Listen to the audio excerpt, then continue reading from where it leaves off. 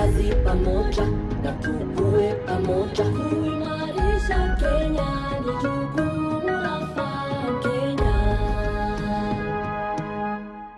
Hello there, this is Farm Kenya Show right here on KTN, and today we'll be talking about an interesting type of farming. We'll be looking at integrated aquaponics for poultry. My name is Calvin Nyakundi. Remember, every Tuesday we take you through the process. We start from the seed to the cup, or from the seed to the tree. We'll be looking at how to plant your crop in this particular system. We'll be joining Derek, who is going to be showing us how this system works. Let's get right into it.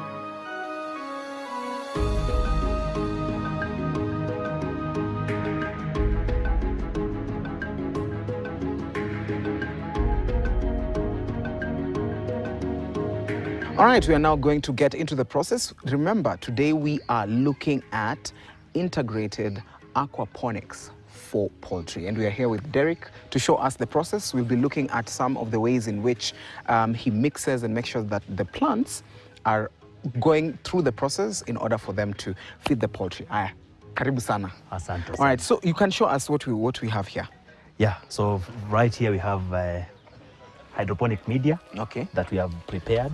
So what is this? What is integrated in this so here we mixture? have a lava rock that is called pumice, and we also have cocoa peat from the coconut shell. Okay. That husk. We grind it and then we mix here. All That's right. to improve, water retention Okay. and also aeration. So this is our hydroponic media that we are going to use to grow our crops. Okay, Yes. so this will be like the soil that will now be. this is our soil. Okay, so Yes. what is the nutrient content when it comes to this? Now this, it's inert. It has no nutritional value.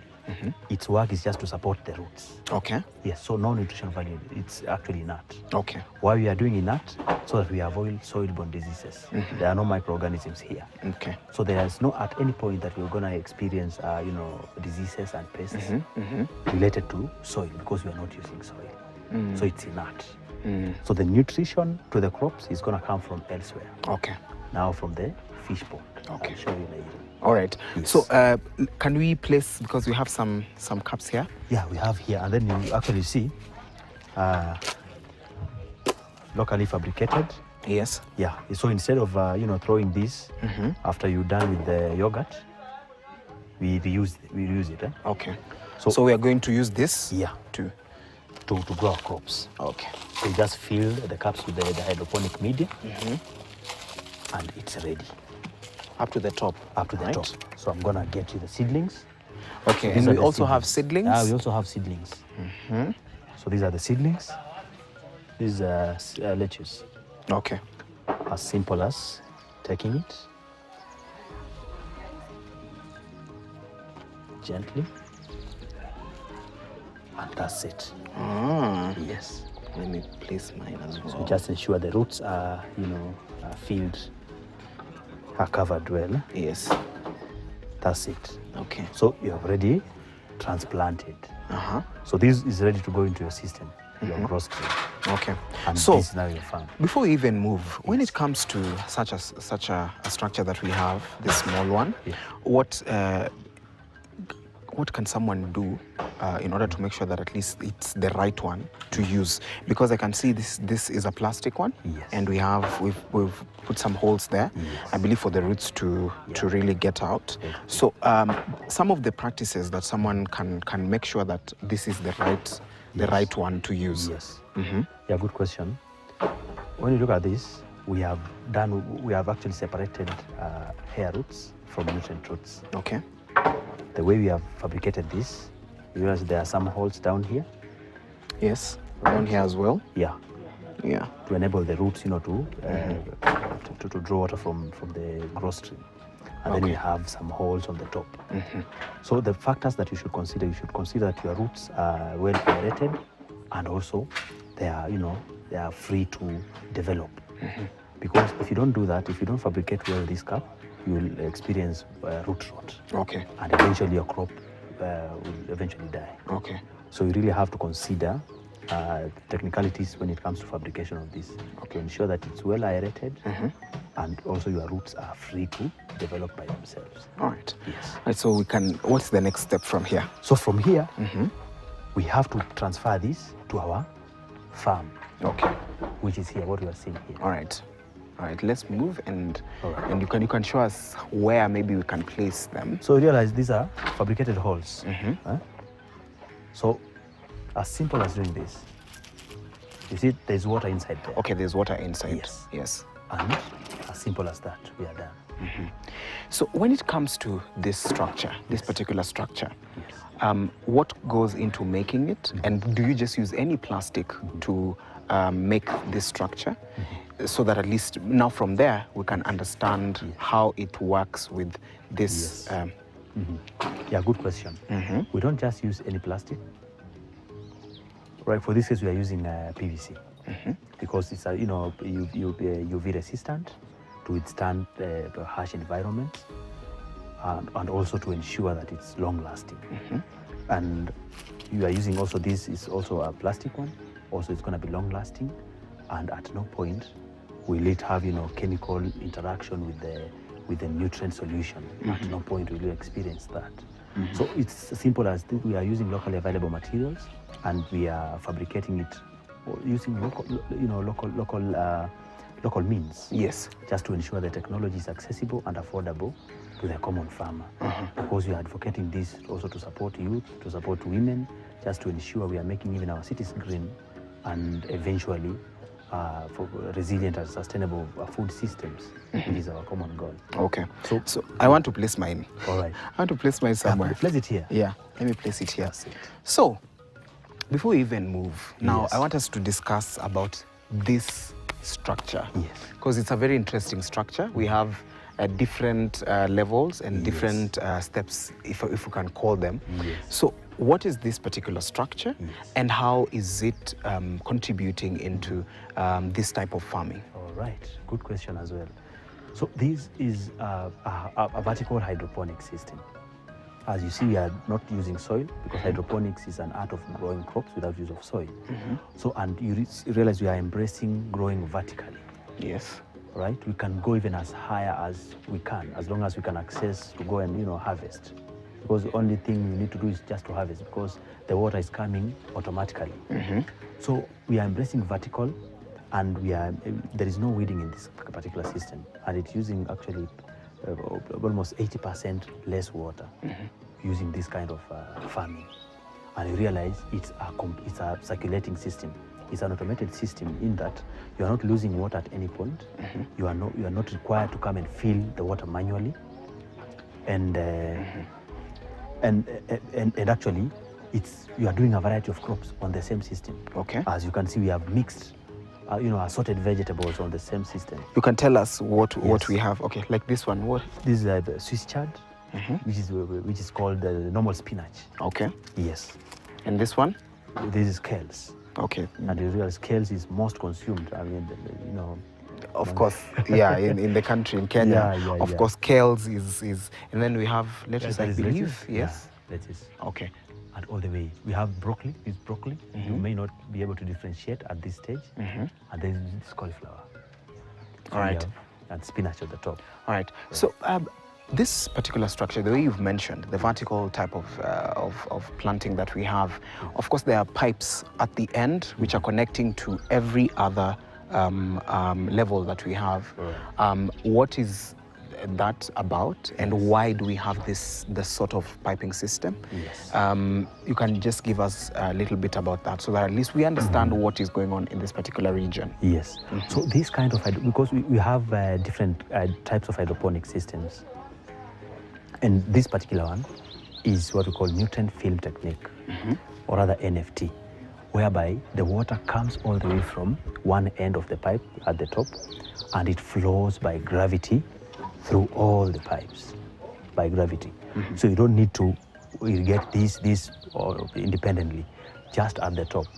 That's where you to get. So you start irrigating from the top, and then it will just naturally come down. flow. Yeah, you see, it's a closed loop system. Okay. You realize coming all the way from there to the second, the third, fourth, down here. When it reaches here, the excess water will flow back to our reservoir, which is underground. Yes. Okay. And now, when it comes to the type of water that you use, Yes. do you use any water? Because you can use tap water, you can use rainwater. So Yes. do you have a specific type of water that you use? Not really specific type per se, but normal water, even rainwater, we use it.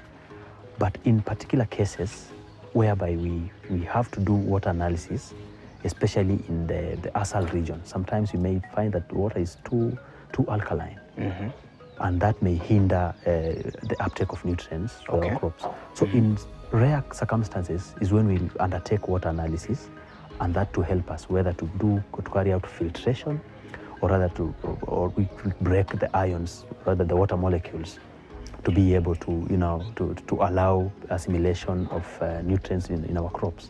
So in rare cases, but in say 70% of Kenya, the water is good. Okay. You don't need to to do some sort of processing. Right. Yes. We can move because I can see Yes. we have also this other side where the plants are a little bit more bigger in a way than when we were on this side. Yes. So what is happening at this particular region? And you can just tell us, because I can see some are standing by themselves. Yes. So realize we didn't plant at the same day. We plant at the in stages. There's no particular reason for that, but mostly it's because of now our market. Just to ensure there is continuous production, we try to grow in stages. Okay. Yes. And below this structure, Yes. we have interesting things going on there. Wow. So you can tell us what that is and Yes. why is it at the bottom side? Yes. And what happens to that? Yes. So you realize that this structure is not easy to access down there. And so you realize over time you may find some weeds starting to grow. But we want to prevent such growth of weeds. That's why we introduced this mulching. And this one is an organic mulch. Yes. This one is also a product from coconut shell. You see. Okay. It's called cocoa. Why do we use coconut really? Because I can tell from the mixture earlier, Yes. we had the coconut shell that Yes. was crushed. Yes. And now this one we have there. This one's from the fiber. coconut. Yes, the fiber. Yes. So coconut. These products are easily available, and also affordable, and also they are long lasting. Especially when you use, it's gonna take some time to decompose. Unlike the normal leaves or the normal grass, this one is gonna take up. It's gonna sit here for almost 6 months. Okay. Before I change it. So you see, after decomposition, it's manure. I'm gonna take this manure and use it. Still use it. Okay. Yes. In the shamba. That's why it's down here. Yeah, that's right? why it's down here. Okay. So for a farmer who wants maybe to start this particular system of planting, what other different thing can they use on the lower side to help hold the water that is coming from this particular structure instead of using the fiber? Is there any other alternative? In terms of the growing media. This one, yes, the growing media. Yeah, the growing media, you can use river sand, you can use rice husks. In some cases, we have farmers who use sawdust just to support the roots. But what we recommend at AgriPlant is cocoa pit and what you call pumice. Okay. Because that has good aeration. That's what we advocate for. Okay. But in some cases where it's not easy to access this and pumice, we can use river sand. Yes. All right. And this, the fiber that we have. Yes. Any other alternative, or it's still this particular type of fiber? Other alternatives are available. Yes. Even some even use just normal grass. Okay. Yeah, even hay. Oh. But I told you this one is a bit long lasting. Eh? It's going to take even up to 6 months. But the other one, it will decompose, at a faster rate. Okay. So this one is. But there are also mostly also other plastic solutions. We have a floor mat that they can just put. But now we are trying to advocate for organic. Okay. Instead of doing plastic down there. All right. Yes. Right. I think we can take this back, and then now we move, and then so when it comes to collection of water, because I can see the pipes are leading to somewhere. Yeah. Down there. When it comes to the collection of water, what goes into that? So it's a closed loop system. So realize there will be excess water, and we are working on a mission to use 80% less. So that's why we collect the excess water that is going to an underground reservoir. Okay. Yes. So in that underground reservoir, the water will be pumped back. Oh, so you are recycling the water. We are recycling it back. Yes. All right. So when it comes to the other different structures that you use, because you told us there's a specific one that you use on this side, can a farmer maybe decide to use a different type of piping? Yes. Or a different type of structure or material to achieve this? Or there's a specific material that needs to be used? Yeah, there are a variety of materials that a farmer can use, because we are advocating for using available materials to make the technology accessible and affordable. So a farmer may decide to use other materials, but ensure the bare minimum requirements are met. That is, having the right media and ensuring that the water is contained and there is no chemical interaction between that water and the materials they are using. So that's the basic, or the minimum bare requirements that a farmer needs. So yes, they can use other materials. And even the wood. You see the structure is made of steel. Yes. But you can use timber. Okay. In case that is what is available, you can use timber. Yes. Before we even move to the other side, when it comes to taking care of these plants in this particular system, what goes into that? How do you make sure that at least by the end of the day, first of all, your seedlings, the young ones, are not attacked by birds, they're not attacked by aphids or those different animals that usually come to the shamba? What goes into taking care of such a plant when you're using such a structure? Yes.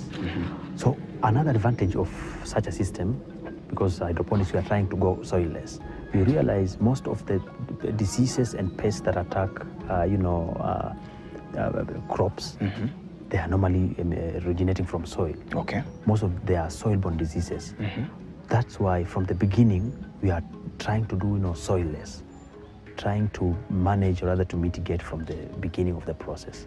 So you realize we are using soilless as a way of growing the crops.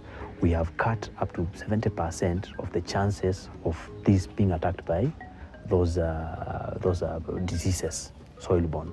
Okay. And you realize when it comes to management, there is no weeding in such a system. Once we have planted the way we have just done there, that's it. You only need to be, to be switching on your pump to circulate water from the underground reservoir, and then your system it's now having water. Okay. Once you see there is water that's coming back to the reservoir, you know that it's enough. You stop it from there. Okay. Yes. Right. Thank you so much, Derek. Yes. We're going to go for a short break, but don't go too far. We'll be back with Derek to just discuss and look at the seedlings that we were planting earlier on and how they would have performed at the end of this particular process. So don't go too far. We'll be back with more.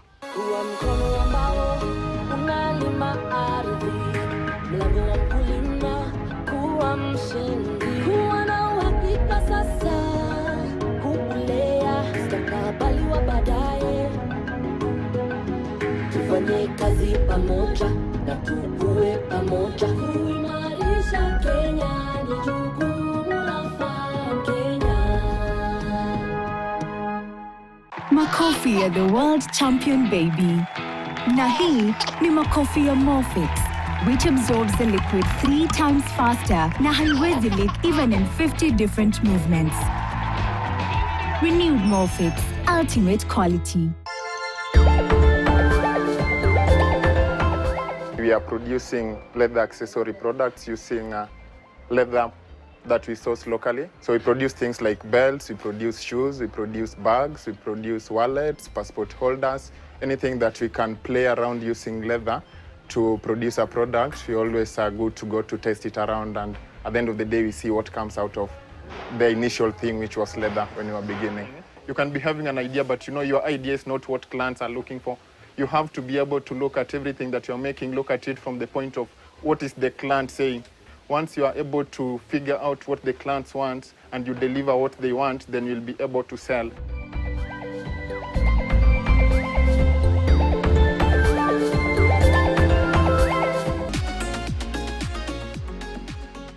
Kuwa mkono ambao unalima ardhi, mlango wa kulima, kuwa mshindi, kuwa na uhakika sasa, kulea mustakabali wa baadaye.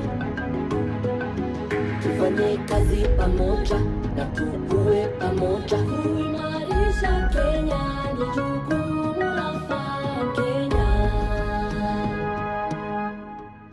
All right, welcome back, and this is Farm Kenya. Today we are talking about integrated aquaponics for poultry. So we'll be looking at, of course, earlier on we were looking at a seedling and how to plant it and the whole recycling system of this particular system. So we are back to look at these plants that have grown already and how you make sure that they are healthy enough. Derek, thank you so much for sticking with us. Sure. So let us continue. Yes. When it comes to these plants that we have here, now these ones are fully grown. You can see the leaves, you can see this everything. Yeah, so started harvesting. Yes. So just give us the management practice for a plant to reach this this size. Yes. What goes into that? Yeah, thank you so much. It's just a simple process. That's why we are developing simplified hydroponic systems, as you can see. So we planted, and you can see even from what you are holding, yes, some roots are already developed. Oh yes, these are roots. Yeah, those are roots. Okay. And there's water in this pipe. Where does the water come from? This underground reservoir. Okay. And you realize that this underground reservoir is having a pump inside, right? Okay. And there is a switch here. So this is where water comes in. I can show you the water coming in. That is the water, right? So the water comes in the first stream. Yes, the way you said earlier, and then it trickles down. Trickles down. So our nutrient solution, we dissolve in this underground reservoir. Yes. We just mix it here, and that's it. And then you have the switch. It's as simple as, you know, as the way I'm putting it. Yes. So even a person with a disability can manage this farm. Okay. Because we normally develop our systems considering that because we are working to leave no one behind in this food systems transformation. Yes. So even a child can operate this because it's all about, you know, switching on and off. On and off. Yes. All right. So another thing. Yes. When it comes to such a system, for you to take care of the plant, do you have to use fertilizer? Do you have to add any, for example, maybe organic fertilizer or pesticides if you have to, for it to grow? Or what do you need to make sure that the plant grows healthy? With hydroponics, rather with this kind of system, you only need the hydroponic nutrients. Under very rare circumstances, will you need pesticides? And that is if you have done this system in an area surrounded by other crops that are affected with some pests. That's when there are going to be chances of these, you know, being attacked by some pests. But in case it is just in an isolated space, the way ours is, you don't need pesticides. You don't need, you know, to spray anything on it. You only need hydroponic nutrients that we mixed in these in this reservoir and the water. It is recycled back. Yes. So the water that is recycled, it goes to the other side, or it's just on this section? It's just on this section. Okay. Because you have the same that is feeding the other system. All right. But all the water comes back to the same reservoir. Yes. All right. And now let's move to harvesting. You mentioned about harvesting. Yes. When it comes to harvesting, Yes. Is it like a normal garden, the way you usually harvest? Or the media that is used to grow this vegetable, Yes. do you throw it away or you still just leave it there and then you come with another seedling? So just give us that so that at least we understand how this system works. Yes, I'm going to use an example. This is spinach, the normal. Yes, the normal. And normally when you grow on soil, Yes. you don't uproot it. Of course you don't. You don't. Yes. What you harvest is just the leaves. Okay? You just the leaves, right? And for a period, for the production period, say about 6 months, you'll just be taking the leaves because new ones are going to be shooting. Okay. At the end of the season, that is when you want now to terminate the crop. You'll only uproot and reuse the same media. Ah, Yes. and use the same media. Yes. So, for example, you've harvested today, you've uprooted, Yes. and the media has remained there. How do you manage the media that has remained there before the next time you want to plant, or you'll plant it immediately? Yes, what you want, you just flush the system with water, plain water, and then you plant. Yes. Okay, so it's pretty much very simple. The way you said, you're just using simple things to make sure that at least you plant it. Exactly. So, someone is seated at home saying, okay, I would want to put up such a system and try it. How much does it cost to put up such a system? Because I can see you have electricity, you have a tank that is underground, you have all these pipes, and you have all this makeshift media, areas of holding the media. How much does it cost to put up such a structure? Yeah, good question. So at AgriPlant Kenya, what we are actually doing, we are simplifying the technology. In fact, we have a program where we train farmers on simplified hydroponic systems, how they can use what they have at their disposal to make hydroponic systems. We take them through the process. We have a complete course on that. And having said that, our systems are affordable. As you can see, we are using just normal materials. So we have systems ranging all the way from 5,000. So it depends with the size. Okay. Yeah, but from 5,000 shillings. For example, like this size that we have here. This one, how much is this? Leave alone the first one that we started with. That's a big one. Yeah, this one, at least this one. Yes. So this one is holding about 200 crops. Okay. And we do it starting the whole complete with the pump and everything complete. With the crops, we start at 30,000. All right. Yes. Okay. All right. Pretty much affordable for someone who do want to start. Yes. Okay. All right. And now, when it comes to a bigger structure, for someone who wants maybe to do it commercially, wants to produce crops commercially, and maybe want a structure that can hold 500 or maybe 1,000 crops. What goes into that? And the space as well. And does the weather of the region really influence how a plant that is grown using this system grows? Good question, and you're really bringing out very well.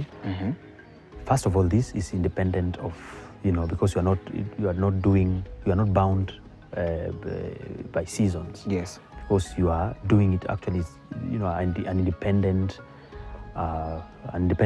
unit of growing. So you can grow year round. The weather does not really matter when it comes to this. And when it comes to the size, we are embracing growing vertically. We just need a very small space.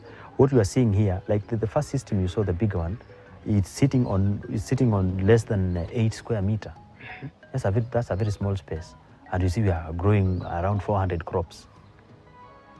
That is multiplying production by 4-5 times. So you need a very small space because that's one of the factors we are looking to save, to embrace the vertical space. And also an interesting thing about this, we advocate this to be established in cities because like 60% of our farmers are urban farmers. Okay. And especially even informal settlements. You realize when we are making our cities green, we are reducing carbon emissions. Because we may not be able to grow trees in the cities, but we can raise such kind of vertical gardens in the cities. Okay.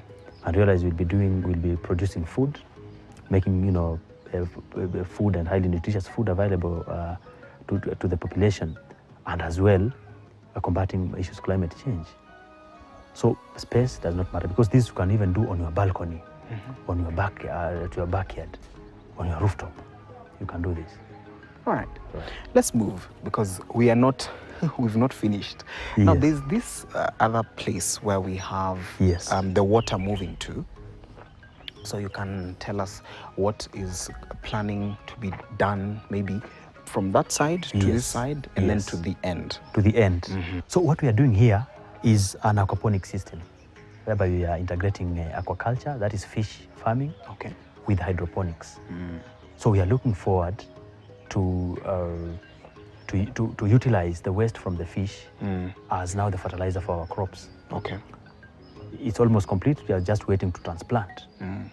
So we are looking forward to do that circular flow of, you know, high ammonia water from the fish waste to be used as now the fertilizer or the nutrients for our crops. Okay. Such that it's going to be a closed-loop system that you don't need, you know, to introduce nutrients or fertilizer from another point. Just the self, you know, independent and closed circulating system. Before we even move, because what you're talking about, the fish and how it's contributing into this particular system. Yes. So the plants that are gotten from this area. Yes. When you look at the quality of plants that you have, and you look at the conventional way of planting, kale and all these other vegetables that we've looked at on this other side, how is the quality? Because someone can say, okay, does it really taste the same as the one that is grown conventionally? Yeah, absolutely. Because what really the plant needs is a full spectrum of nutrients that is found in the soil. And in fact, some of our soils normally lack some of the essential nutrients that the plant requires. So this is tastes even better, and it's of even better quality. Why? Because we are supplying full spectrum of nutrients, right? So it's very high quality, grows very fast, and you know, you are multiplying production. Okay. Yes. All right. And I think now we need to move, because we have the same tank as what we had on this other side. Yes. Is there any difference between the tank there and this other one? Yeah, there is a difference in the why this here, because this is to hold clean water that is going to be pumped back to our fish pond, filtered. This holds water that is filtered to go back to the fish, because now we need. Farmers have been having a challenge, especially those who are doing aquaculture. They have been having a challenge. They have to change water after every 3 months. Okay. But now we have come up with a simple solution, whereby we are introducing now a separate filter, and we have our clean water here going back to where? To the fish pond. Okay. And this water, at this point, we're going to be breaking down the ammonia into nitrates that are suitable for crops. And also in that sense, we are, you know, reducing the waste of the fish from the water, so that by the time the water is going back to the fish pond, it's clean. So a farmer can even go up to a year without changing the water. Okay. Yes. All right. So let's go to the final point. Yes. This final point, and we are going to be moving and looking at how this system is, the whole system. Now we've moved all the way from the plants there, Yes. the water, the water that we saw underground, and now this is the pond, the fish pond. Yep. Yes. So this whole system, the water from this place, how is it going to move from this place back into what we've just seen? Good question. So realize that at that point we have our outlet, and at that point there's a technology we have done there that, you know, changes the water. It's overturning. You realize the water from down, it's what's going there, and the water at the top, because it has now access to oxygen, it's like mixing the water so that the fish can, you know, have adequate oxygen. So at no point will you be losing fish. They're going to be growing very fast.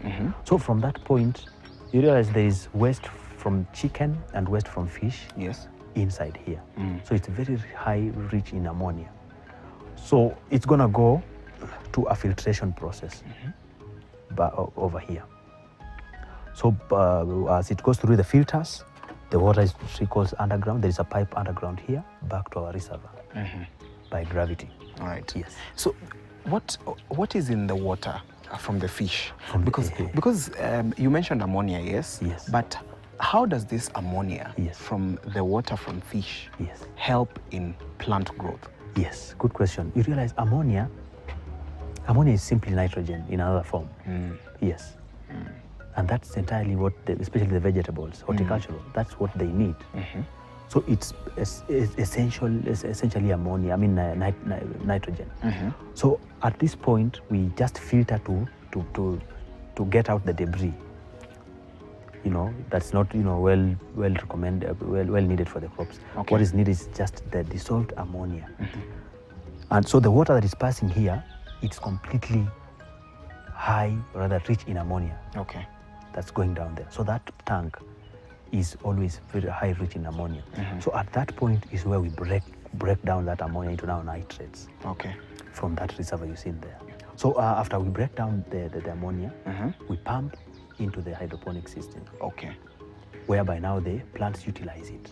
By the time the water is coming back to the reservoir, it's almost fresh. Okay. Yes.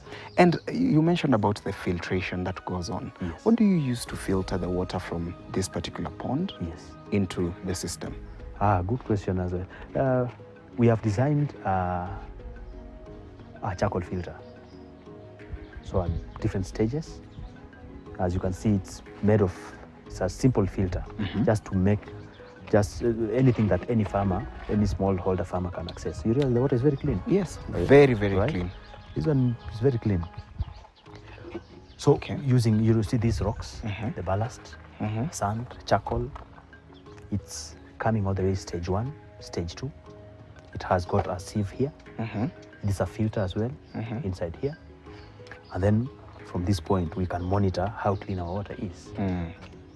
Then goes down to the reservoir. All right. And when you look at the charcoal, the Yes. kind of charcoal that is used Yes. there, Yes. is there, because, we have people who buy charcoal. Yes. And we have the charcoal that is made, locally. The one, the big balls. Yes. So would you recommend a farmer to buy just any type of charcoal to use maybe on the filter that they would want to use for the water? Or what type of charcoal do you use there? Yes, just normal charcoal, but now the science is behind the design. What in terms of technicalities, because you might be having charcoal, but you don't know how to design the filter. Yes. So normally what we are doing at AgriPlant, we are training farmers in the whole process. So a farmer can just come and we take them through the whole process. We walk the journey together, and then they walk their way seamlessly. Okay. Yes. All right. So after the water is filtered, it goes back into that. So in some occasions, Yes. do you usually have infiltration that happens, especially from maybe foreign material, or you have maybe bacteria that comes in even as it moves? What happens maybe on the other tank after it has gone back? Yes. When you usually have that, how does it even affect the plant if it does? You realize this is first stage of filtration, and at that particular reservoir, we have tried to make the place very clean because it's meant to hold our clean water, that place. So we try to make it clean and neat to prevent other impurities from getting there. Because our main essence is to filter the water, come back to the fish fresh as we need it. So there is no additional of other bacteria. We try as much as we can to control. That's why even in case there is rainfall in this particular pond, there's no point that it's gonna get full. Okay. Because it's always recycling, and it's Yes. naturally. There is no power now here. You don't use power here because it's flowing by gravity. So It's always under filtration. The water that's come here, we are guaranteed it's always, filtered. Yes. All right. And we cannot, now that this whole process, Yes. we've completed it, Yes. we cannot miss to talk about what is behind me. All right. So this particular system that is here, Yes. when we look at how it operates, this particular system, Yes. how is it different from what we have on this other side? And is there any difference, or is the media that is used to plant here different? And you can just give us a little bit about this, because now they're closer to each other. Yes. So these are simply tower gardens, and same media. Yes, same media. I can Same see media that. you can see. Yes. Only that sits on a smaller space. Okay. As you can see, a very small space. And you realize now what we have done. You see this? Is here baridi. What is that? You see? So this is to enhance water retention. You see that? It's gone all the way down To the bottom? Yes. Okay. So it's also enhancing capillarity, right? So always, this is always having water. You're trying to save water as much as you can. That is, and you see, we are using, this is locally available. This is the normal blanket. Yes, the normal blanket. Yes. So that's what we have done here. So it's at our garden. A farmer can get this already fabricated with the media. We can supply that. And before we even go further, Yes. there's the piping system. Yes. The water that this particular tower use, is it the same as the other system that we've seen, or what happens? It's absolutely the same. The same, right? Yes. Okay. So it has a button drip. So this drip irrigation. So it receives water by drip irrigation.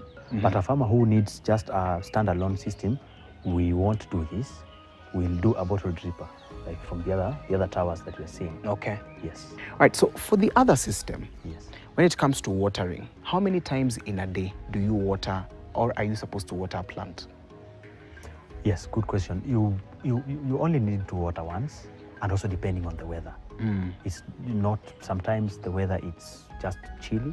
You don't need to water it because the evaporation rate is low.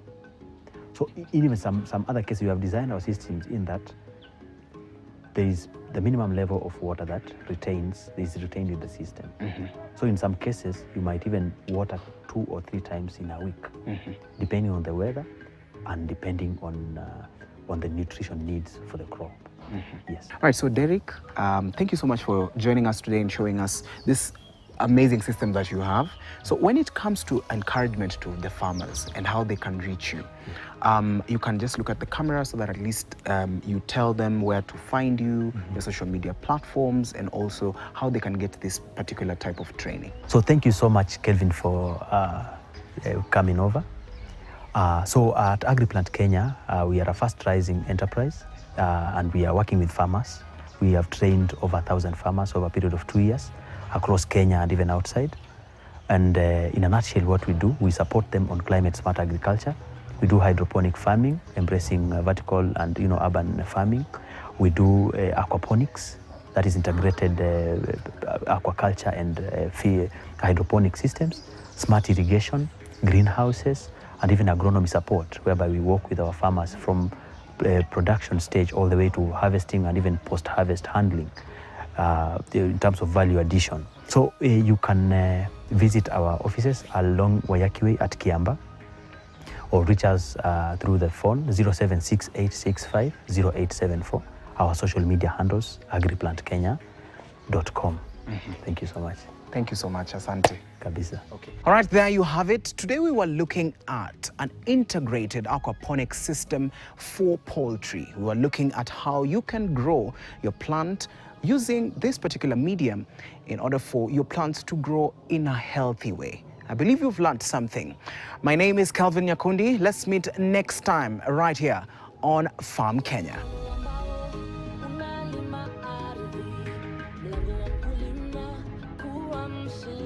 Kuwa na uhakika sasa.